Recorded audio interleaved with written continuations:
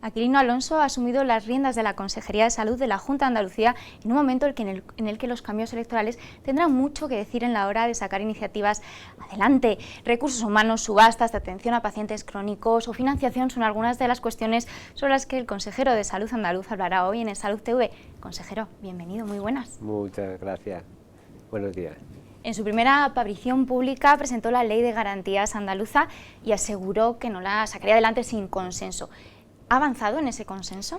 Sí, hemos avanzado. De hecho, ahora está en exposición pública que pretendemos una participación masiva tanto de sociedades científicas, colegios profesionales, sindicatos, y nos están llegando alegaciones. Y por otro lado, estamos avanzando el consenso con los grupos políticos de la Cámara, que seguiremos desarrollando, y lógicamente cuando entre en la Cámara será el momento ya de sentarse a discutir con los grupos políticos y lógicamente yo espero que la ley salga consensuada y mejorada, que ese es el objetivo. Pues hablando de ese intento de consenso, Ciudadanos ha puesto como condición para aprobar ese texto la eliminación de las subastas de medicamentos, también de las ATEs.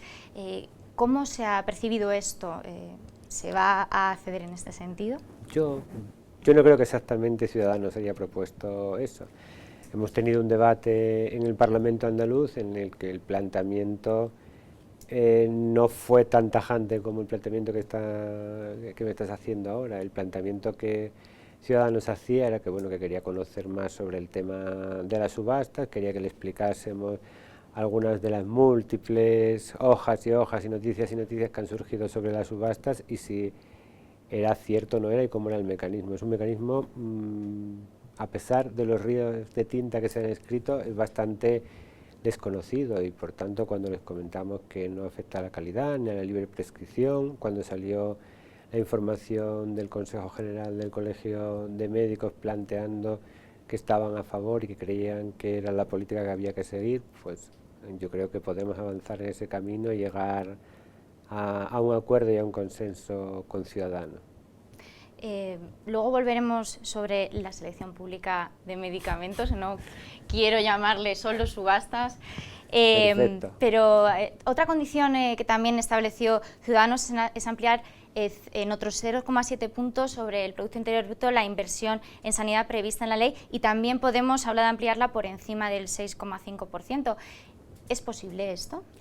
La ley no recoge financiación suficiente y nosotros planteamos que para esa financiación suficiente creíamos que debe alcanzarse al final de la legislatura no menos del 6,5%, con lo cual lo que salga y se negocie y salga del Parlamento nos parece bien. Nosotros poníamos o se pone un límite en función de lo que creemos que es imprescindible para sostener el sistema sanitario público. No se habla de máximos sino de mínimos, con lo que bueno, en el proceso de negociación veremos cómo evoluciona. Yo me quedaría con la de financiación suficiente y la que veamos a lo largo del desarrollo de la ley que es la financiación suficiente. Seguro que en ese camino también avanzaremos y nos pondremos de acuerdo.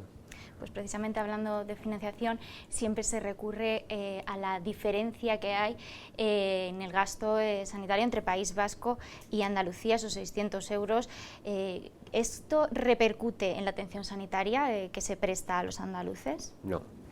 Eso gracias al trabajo de los profesionales y al trabajo y a las medidas que se han tomado en los últimos tiempos y que se han tomado desde hace ya más de 10 años en el uso racional del medicamento, medidas que han representado a lo largo de este tiempo ahorros sustanciales por encima de los 1.000 millones a lo largo de todo este tiempo, la selección pública de medicamentos que este año representará un ahorro en torno a los 130 millones, las centrales de compras y las centrales logísticas nos han permitido poder gestionar la sanidad y hacerla más eficiente. De hecho tenemos la cartera de servicios comparable con cualquier comunidad y de las más altas del Estado español. Cuando se introducen nuevas tecnologías o nuevos fármacos, como el caso de la hepatitis C recientemente, lo hemos hecho y de hecho las asociaciones de pacientes están satisfechas con la introducción del fármaco y seguimos en ese camino. Además hay otra cosa que yo creo que es importante tener en cuenta. cuando decimos lo que se gasta en bruto, si lo analizamos en función del Producto Interior Bruto de cada una de las comunidades autónomas, estamos prácticamente en el mismo porcentaje con relación al Producto Interior Bruto. La riqueza de las comunidades es diferente y por eso nuestro planteamiento siempre en el sistema de financiación que se tenga en cuenta y se le dé a cada español la misma financiación en función de sin tener en cuenta la comunidad autónoma en la que vive. Si el Estado nos proporciona una financiación adecuada y suficiente, pues podremos crecer en ese ámbito. Pues volvemos entonces sobre los pasos y volvemos a ese tema que, como decías, ha hecho correr ríos de tinta, ¿no? Las subastas andaluzas que han generado pues mucha diversidad de opiniones y mucha polémica en el sector farmacéutico. ¿Tienes pensado reunirte con el sector farmacéutico para solventar estas cuestiones? Nunca nos hemos dejado de reunir con el sector farmacéutico. Nos hemos reunido con Farmaindustria, nos hemos reunido y nos reunimos habitualmente y frecuentemente con el Consejo Andaluz de Colegios Farmacéuticos, y además tenemos unas relaciones excelentes y cooperamos en muchas cosas y colaboramos en muchas cosas, y seguimos reuniéndonos intentando buscar algún punto de acercamiento en este punto que, bueno, nos separa con relación a la industria, nos separa más que con relación al Consejo, pero creemos que hay que entender que nuestra obligación es poder garantizar que los ciudadanos tomen la medicación, el principio activo, al menor coste posible, garantizando la calidad del fármaco que se da, y la calidad la garantiza la Agencia Española del Medicamento cuando autoriza su comercialización en España. En concreto, el sector de la industria farmacéutica se habla de pérdida del tejido industrial a causa de este sistema. ¿Está de acuerdo con esta afirmación? No estoy de acuerdo y me voy a explicar. Primero, en Andalucía, perder tejido industrial cuando las grandes compañías nunca jamás habían instalado, pues es imposible perder lo que no se tiene. Ese es un principio básico, pero aparte de eso, en el conjunto del Estado nosotros seguimos con un gasto farmacéutico similar, nos gastamos más de 1.400 millones anualmente, con lo cual estamos hablando de un gasto farmacéutico importante. Algunas compañías nacionales han incrementado de forma considerable su porcentaje en el gasto que tenemos en el sistema sanitario, con lo cual han podido crecer.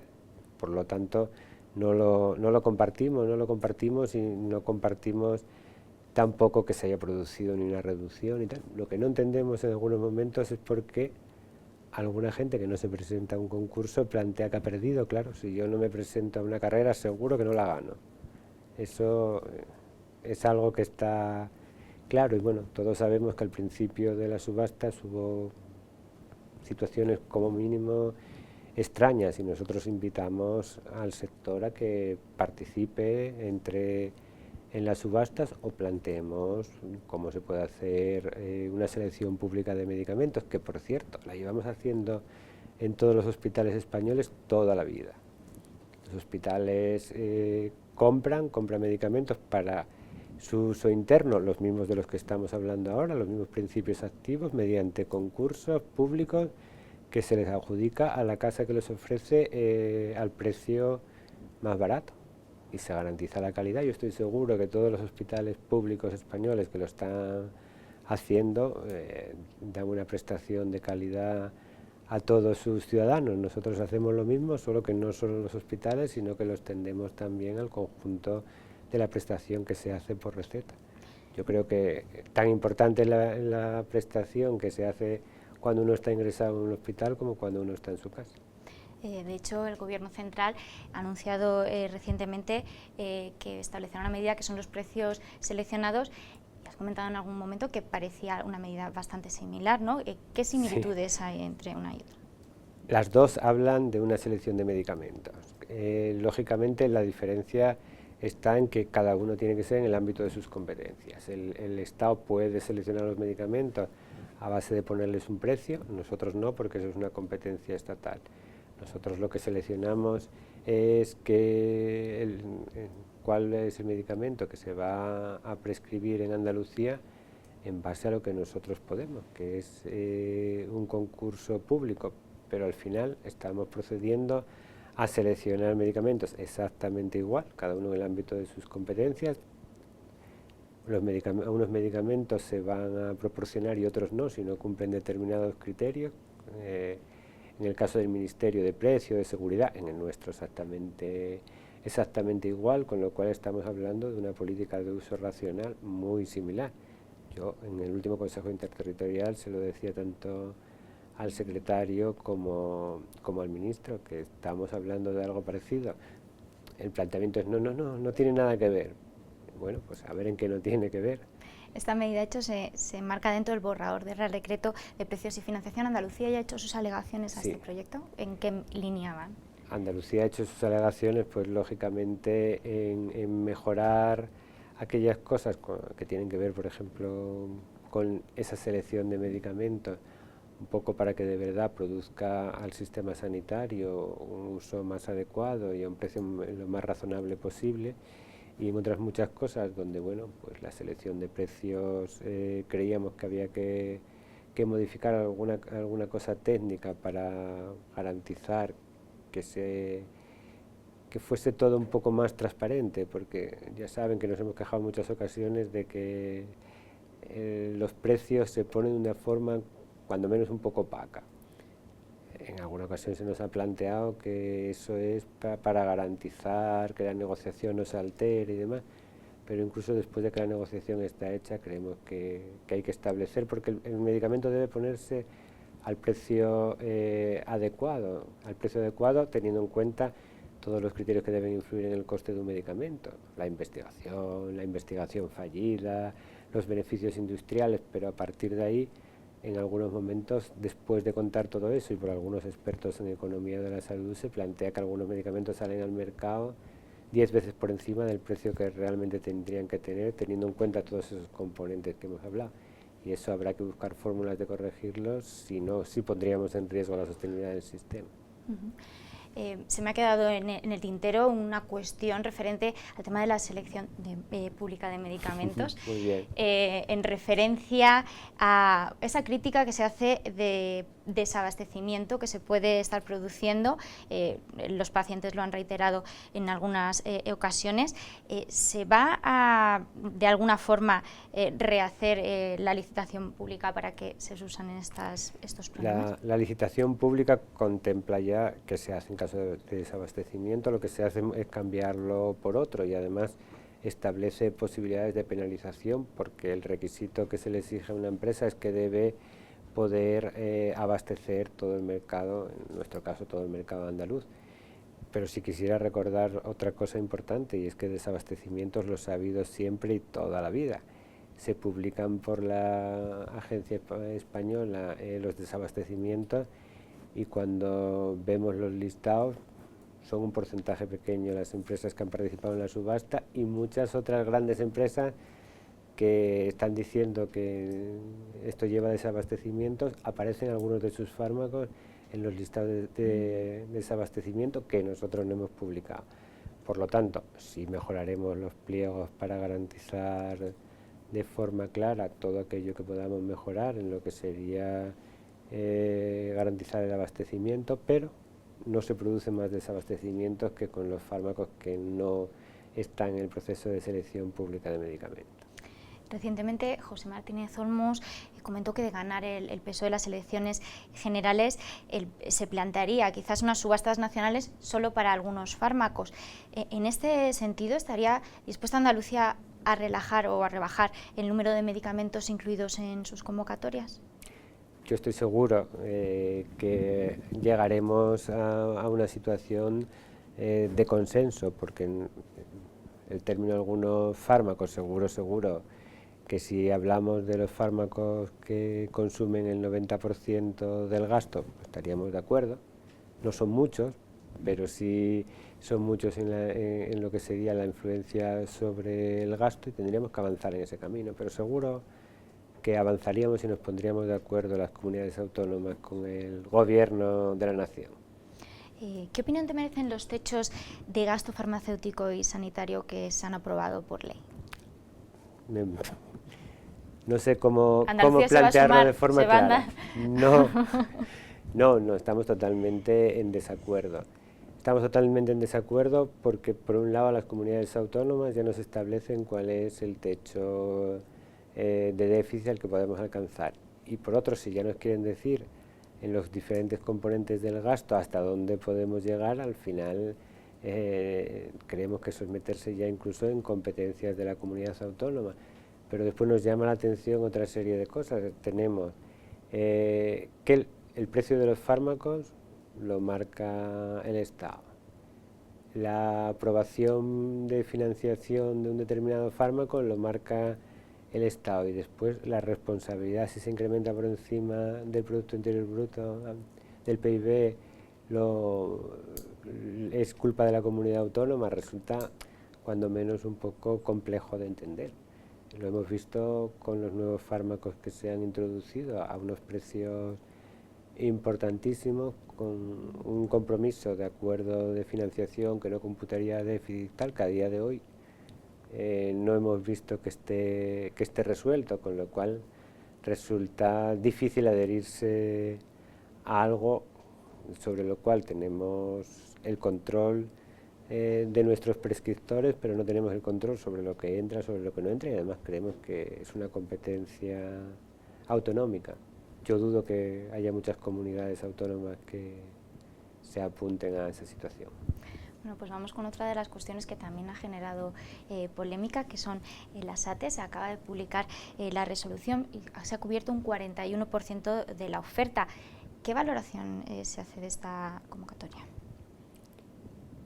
Buena, y digo buena. Nosotros evidentemente cuando sacamos algo lo que queremos es que se cubra todo, y si dijese lo contrario estaría faltando a la verdad, pero también es verdad que ha tenido muchas dificultades en su trayecto, que la gente, incluso las empresas, lo han visto con recelo. Las informaciones que han surgido o las contrainformaciones que han surgido han sido en todo el proceso muy complicado, y cubrir el 40% es para nosotros, bueno, pues es el primer paso.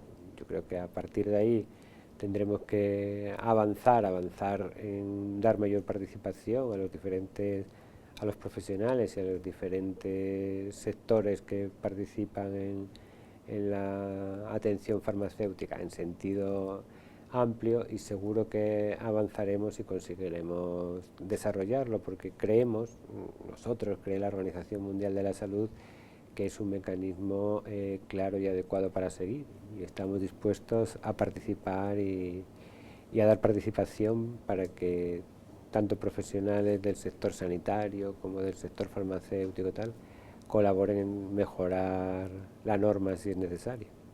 La iniciativa ha pasado por el Tribunal Administrativo de Recursos Contractuales de Andalucía, también existen recursos en el Tribunal Contencioso Administrativo. ¿Consideras que igualar fármacos de principios activos diferentes es legal según la Ley de Contratación Pública? Sí, vamos, evidentemente yo lo considero, por eso lo hemos hecho. Si no lo considerásemos no lo habríamos hecho.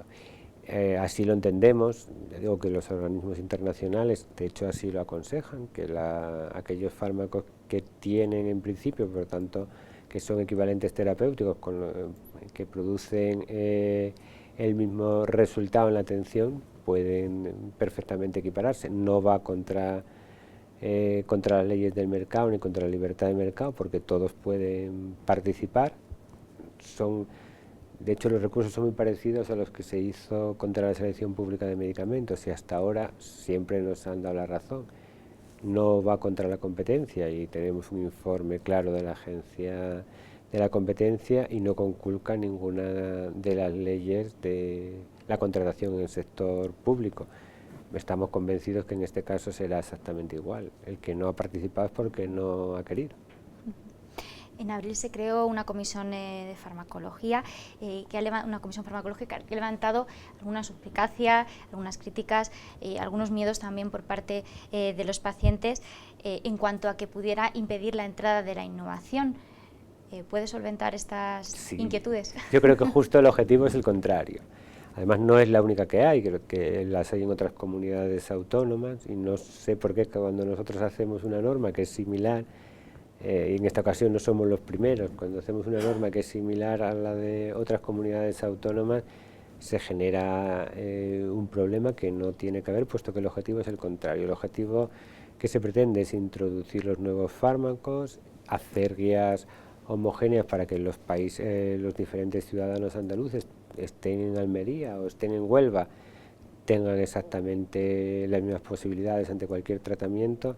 Y ya digo, nuestro objetivo, y así lo hemos planteado desde la Junta todas las veces que nos han escuchado, es introducir las nuevas novedades terapéuticas o las nuevas tecnologías de una forma reglada y clara, siempre que aporten algo, y así lo hemos hecho, y la evidencia la tenemos últimamente con los fármacos de la hepatitis C. Aportaban y los hemos puesto y hemos buscado mecanismos para extenderlo y que sea igual en toda Andalucía. Lo que se pretende en la comisión es establecer, ya digo, criterios homogéneos, pues incluso en algunos fármacos de los antes llamados de uso compasivo que no están en ficha técnica para algunos tratamientos, pues homogeneizar también cuál va a ser el uso en los diferentes hospitales de Andalucía. Y lo mismo hacer con aquellos fármacos que son de uso más habitual, pero que se establecen guías clínicas que existen no solo en el conjunto de España, sino en toda Europa y en todo el mundo. El ejemplo claro son las guías que hace NICE o las guías que se hacen en Estados Unidos, es decir, que no es algo, es algo que está extendido en todo el mundo. No sé por qué, no debe dar miedo, lógicamente a los pacientes no les debe dar ningún miedo, puesto que lo que se pretende es garantizar que reciban el fármaco más adecuado a su patología.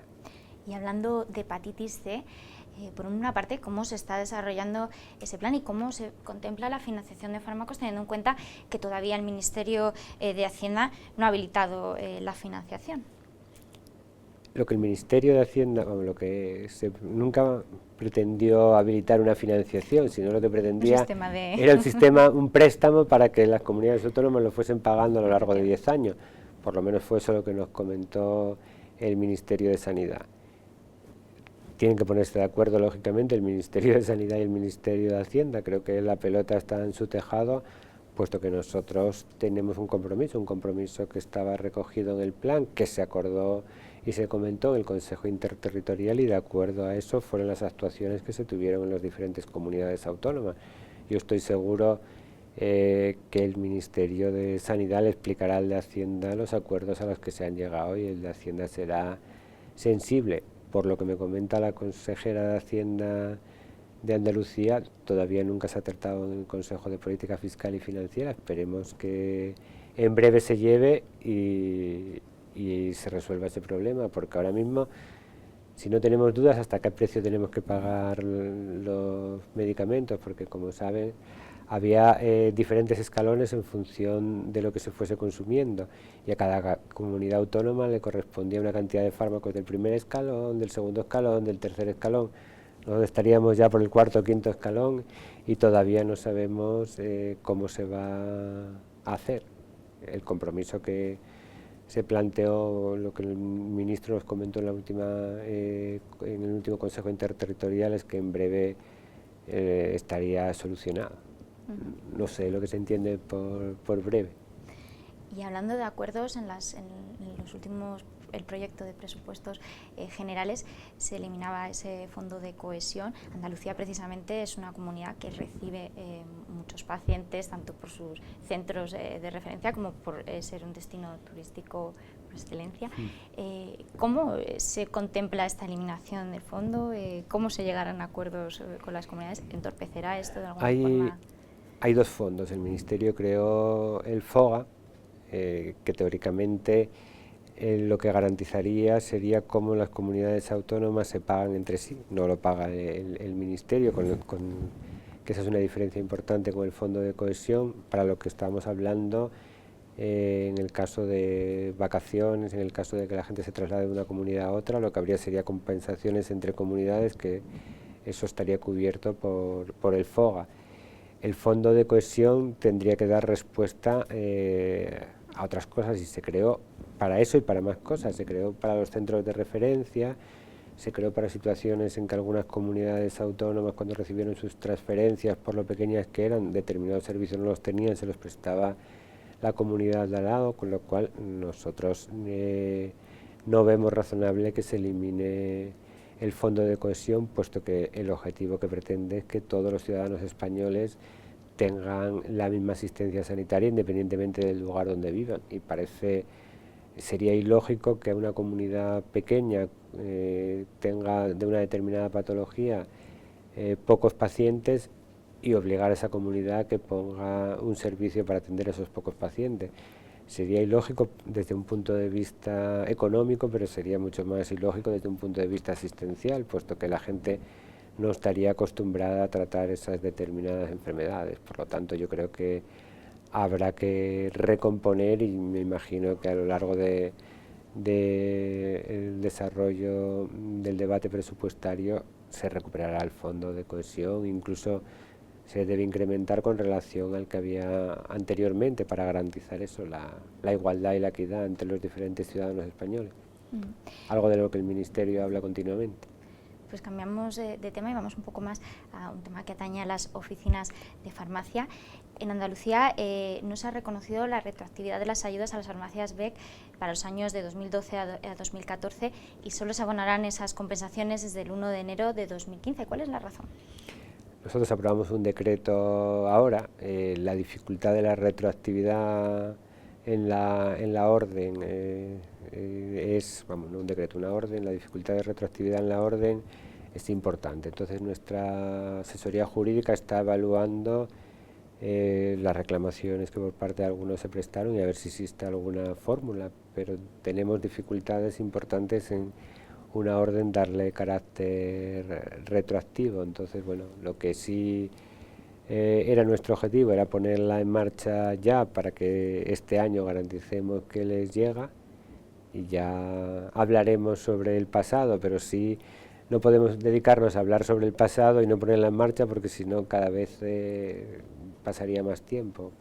Por lo tanto, a partir de enero de este año, a la farmacia son más de 600 que estarían incluidas, recibirán su ayuda y seguiremos viendo qué pasa con la retroactividad o no retroactividad de la medida. Pues nos vamos un poco más al tema de recursos humanos. ¿Se ha completado ya el proceso por el cual todos los médicos con contratos al 75% debían pasar al 100%? Se ha contemplado lo que la presidenta de la Junta prometió, que era que todos los médicos que tenían eventuales estructurales pasaban antes del verano del 75 al 100. Esos ya han pasado, son cerca de 10.000, y ahora queda una bolsa mucho más pequeña y variable, porque obedece a contratos de sustitución, a contratos eventuales de corta duración y demás, que el compromiso es que a partir del 1 de enero no quedará ningún contrato del 75%. No quiere decir que hasta el 31 de diciembre sigan existiendo, sino que de forma paulatina se irá eliminando esos contratos y pasarán todos al 100%, con una excepción que es reglamentaria y es así, que a veces se mezcla con lo que estamos comentando. Hay contratos que son a tiempo parcial porque lo que están cubriendo son peticiones de disminución de jornada de algún profesional. Eso solo se pueden hacer hasta completar la jornada de algún profesional, pero vamos, estamos hablando de una cantidad muy pequeña, pero bueno, por aclararlo, porque en alguna ocasión cuando se habla de contratos al 33%, que lo hemos visto en alguna, no existen contratos al 33%, nada más que los que sustituyen el 33% que un profesional solicitó dejar de trabajar y se le concedió por los motivos legales establecidos. Según datos del Ministerio de Hacienda, datos estadísticos, desde 2009 el Servicio Andaluz de Salud ha perdido un 8% de sus trabajadores. ¿Cuál es la razón de esta pérdida? Primero, la forma de medir.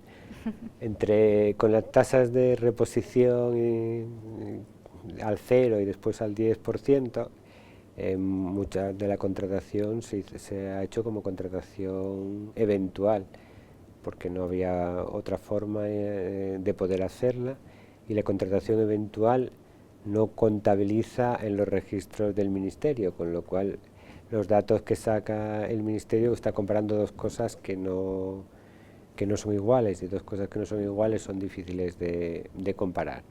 La realidad es que nosotros en horas trabajadas estamos en torno, dividiendo las horas entre los profesionales, que sería una forma de medir la plantilla, estamos en torno a los 95.000 profesionales, y la variación ha sido muy pequeña, de un 1 y pico por ciento, un 2%, pequeñita, muy inferior a la que habría sido si cuando aplicamos las 37 horas y media que el Ministerio impuso para todos los trabajadores públicos, lo hubiésemos aplicado, perderíamos más de 8.000 trabajadores, y esa no es nuestra realidad, afortunadamente, y obedece a lo que comento, a la forma de medirlo, y a que los eventuales no están contemplados ahí. El ministro de Sanidad ha comentado que es el momento de compensar a los profesionales por todo ese esfuerzo que han hecho durante la crisis, y compensarles de alguna forma salarialmente. ¿Se tiene contemplado en Andalucía también compensar de alguna forma o subsanar esta pérdida que ha habido por parte de los profesionales sanitarios en estos años? Antes que el ministro de Sanidad lo dijo la presidenta de la Junta de Andalucía, que en su campaña, en la campaña electoral ya planteó, y antes de la campaña planteó, que era el momento de recuperar aquellos derechos que se habían perdido, de forma paulatina y a medida que presupuestariamente podamos ir haciéndolo. Como yo sé que el ministro, cuando lo dice, que seguro tiene alguna iniciativa presupuestaria que incrementará los presupuestos que llegan a las comunidades autónomas, que son las competentes en materia de personal, seguro que lo dice porque recibiremos más presupuesto. La realidad es que nosotros llevamos trabajando tiempo en esto, empezamos por los contratos eventuales porque creíamos, y en eso coincidimos tanto con los sindicatos como con los profesionales, era la primera cosa que debíamos recuperar, pasar a recuperar el 100% de la jornada, y seguiremos avanzando en ese camino con el objeto de recuperar todo lo que en el 2012 se perdió. Presupuestariamente podremos hacerlo al ritmo que nos permitan, pero el objetivo es ese, está claro, y como comentaba, antes que el ministro lo planteó la presidenta de la Junta, por lo tanto era algo que nosotros tenemos claro desde hace mucho tiempo y que este gobierno va a hacer a medida que podamos, pero que sin prisa pero sin pausa seguiremos haciendo hasta que se recuperen todos los derechos. Algo que es necesario también, porque según un estudio reciente de CEN, de Sindicato Médico, los médicos hospitalarios andaluces son los peor pagados de España. Se repite ese estudio muchas veces, y el tema es que hay que coger todos los complementos, y no siempre se recogen todos los complementos, con lo cual si uno recoge todo lo que son las retribuciones brutas anuales de un facultativo de hospital andaluz y de un facultativo de hospital medio español, el dinero que se cobra es muy parecido. Claro, si cosas como el CRP, que en Andalucía se pagan, que es una productividad variable, pero que tiene una cantidad que cobran todos los profesionales, no se contabiliza porque en otro sitio no se da, pues ya estamos falseando un poco la información. Cuando se cogen las retribuciones brutas, no es que estamos más o menos en la media del Estado, con lo cual vuelvo a decir, si hay un sesgo en la información porque no recoge todas las retribuciones de los profesionales. El Gobierno último un decreto de gestión clínica, en caso de que se apruebe, aunque parece que no va a ser tampoco en esta legislatura, ¿Andalucía prevé seguir con el suyo que ya tiene implantado o adoptará el modelo nacional? El compromiso inicial que nos plantearon que nos planteó el Ministerio era que en su decreto iba a caber todo, iba a caber lo que ya cada comunidad autónoma tenía desarrollado. parecería ilógico que nosotros, que tenemos todo el sistema organizado, unidades de gestión clínica, ahora llegase el Ministerio y tengamos que dar marcha atrás. Sería, eso sí sería una norma con carácter retroactivo de una forma que para nosotros sería inaplicable, inasumible. Entonces, entraríamos a hablar de si es competente el Estado para la organización hasta el nivel que se plantea en el decreto. El decreto y la competencia estatal debe ser para marcar normas generales y las comunidades autónomas, a partir de esas normas generales, desarrollarlo. Cuando uno lee el borrador de decreto, ve que se entra hasta unos niveles casi de instrucciones de los servicios de salud, ya no solo de decretos autonómicos, con lo cual hemos pedido al Ministerio que lo que hay que hacer es adaptarlo para que quepamos de verdad todos y no meterse en normalizar mediante una ley estatal competencias de las comunidades autónomas, algo que últimamente pasa con mucha frecuencia.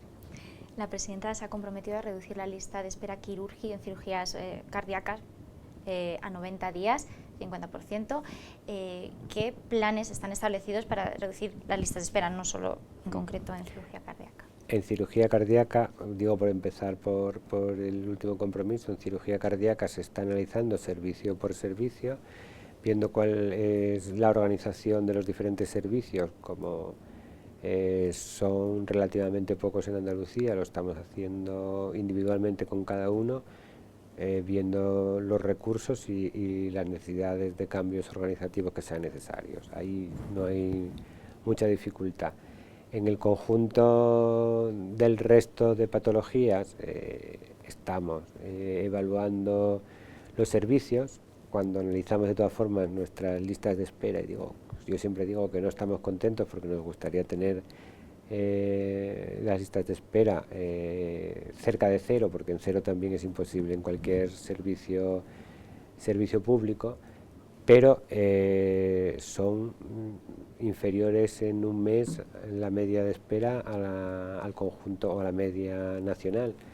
Por lo tanto, si hacemos comparaciones, estamos contentos, pero como nosotros pensamos en los ciudadanos andaluces, lo que estamos es revisando, ya digo, servicio por servicio, hospital por hospital, viendo cuáles son los servicios que en cada uno de los hospitales tienen mayor complejidad o mayor demora, y tomando decisiones que en algún caso implican algún incremento de personal, en otros casos pueden implicar alguna nueva tecnología para avanzar en el diagnóstico de forma más rápida, en otros casos, como hemos planteado también, simplemente revisar los circuitos para recibir la respuesta el ciudadano de su diagnóstico lo más rápido posible. En algunos casos simplemente es un problema de circuitos porque comunicamos muy rápido cuando existe algún problema, pero a veces cuando no hay ningún problema somos más lentos y al final el ciudadano puede estar preocupado porque no sabe si tiene algún problema o no. El impulso de la I+D en biomedicina es otro de las cuestiones que será protagonista de tu gestión. Sí. Hay un plan estratégico de investigación e innovación en salud. ¿Se puede avanzar alguna línea de ese plan? Sí, nosotros estamos desarrollando algunas líneas y algunas cosas nuevas, algunas que ya teníamos, como todo lo que estamos trabajando en terapias avanzadas. Seguiremos con nuestra iniciativa, en la cual somos pioneros a nivel nacional y no queremos perder esos puestos de cabeza, pero también queremos avanzar en algunas otras cosas y estamos trabajando un plan relacionado con la medicina personalizada que presentaremos en breve tiempo, y a la vez seguiremos trabajando en en lo que somos pioneros, como temas relacionados con enfermedades neurodegenerativas, oncológicos. Eso lo hacemos en los centros de Genio, por ejemplo, en Granada, en los diferentes hospitales como los hospitales de Sevilla, con los 4 centros de investigación que tenemos. Entonces, el plan de investigación que va a pretender como objetivo básico, aparte de seguir haciendo lo que hacíamos bien y avanzar en la medicina personalizada, pretendemos una cosa, y es la traslación de la investigación. Nuestro objetivo es que aquellas cosas que estemos desarrollando en investigación lo más rápido posible lleguen a la clínica, porque saben que ese es uno de los grandes problemas de la investigación biosanitaria, que muchas veces trabajamos, se hacen grandes descubrimientos y tardan en llegar a la clínica mucho tiempo. Con el plan que comentamos relacionado con la medicina personalizada, lo que pretendemos es hacer una traslación rápida de los resultados que vayamos obteniendo a la aplicación de la clínica, y yo creo que eso será un avance importante que en breve presentaremos el proyecto. Antes de finalizar, no puedo dejar de preguntarle por ese fomento de la figura del paciente informado. ¿Cómo se va a potenciar en la consejería? Llevamos tiempo trabajando con la Escuela de Pacientes a través de la Escuela Andaluza de Salud Pública. Los resultados son muy buenos y ahí se forman a pacientes que a su vez después forman a pacientes, y el resultado que hemos tenido en aquellos sitios donde lo hemos establecido y ha ido muy bien, por ejemplo, en el plan oncológico, nos ha pasado con los enfermos cardíacos, nos está dando muy buen resultado. Entonces lo que queremos es avanzar en ese camino para que de verdad además los pacientes nos sirvan como agentes de salud, lo cual cuando un paciente le explica a otro paciente por dónde ha pasado, su situación de angustia cambia y lo entiende mucho mejor que cuando se lo explica a un médico, que bueno, al fin y al cabo le explica la teoría. El paciente, cuando habla con otro paciente, le explica sus vivencias, cómo se va a sentir y cómo se sale y se puede avanzar, y la experiencia ha sido exitosa, entonces vamos a seguir avanzando en ese camino. Pues Aquilino Alonso, consejero, muchísimas gracias por haber estado en Salud TV. Esperamos verle después de esta extensa entrevista. Muchas gracias. Seguro que sí.